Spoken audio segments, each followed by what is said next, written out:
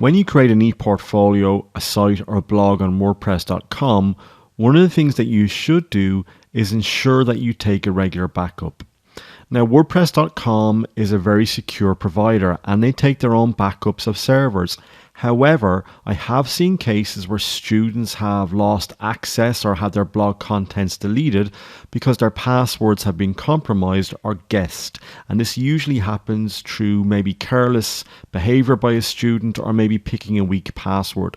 So it's always a good idea for you or your students to make sure that you're backing up ePortfolios. So how do we access the backup or the export functionality? When you look at the current admin panels and options on WordPress.com, you don't see an option for export or backup. But if you come down here to WP Admin and click on this link, you'll get to see the original WordPress administration interface. And this might be familiar to anybody who's used or administered a WordPress site. Now, it's slightly more powerful than the one that we've been using to date. Some of the functionality is replicated, but it does give us more power for organizing things like posts or pages or even our media library. To give you a quick demo, if I click on the post tag here, I can get to see all of my posts, but I can quickly edit them or trash them. I can see what categories they're in. I can see what tags they're in. If, for example, I do a quick edit here, I could change categories. You know, it's a very powerful admin interface for administering your WordPress ePortfolio or blog.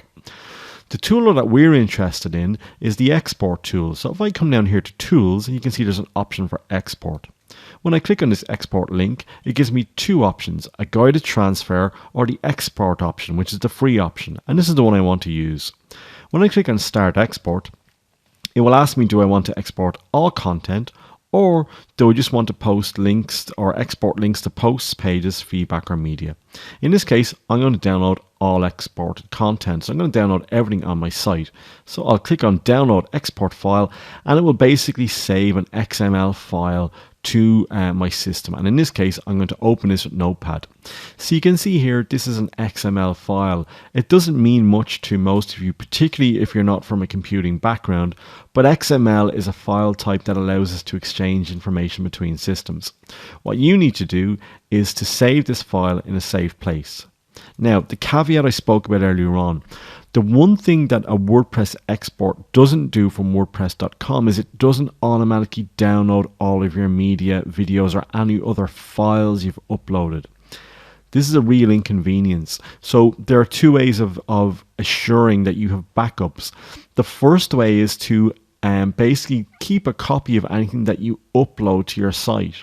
Or the second way to do it is go into your media folder every now and again, take a look at your media, and if you can see something that you haven't taken a backup of, simply find the URL to it, copy it, open it in a new tab, paste the URL, and you'll see the original image or media file. And then right click, and then you can save the image as and save it to wherever you want to on your own system. So in essence, the WordPress backup tool allows us to back up all the contents from our pages and our posts, but it doesn't automatically back up media. It backs up where the media is stored on WordPress.com, but if somebody gets onto your site and decides to delete your entire media library, well then that media is gone forever. So do make sure you've got a backup of all your images or videos or whatever other files and documents you've placed up on your ePortfolio or your blog.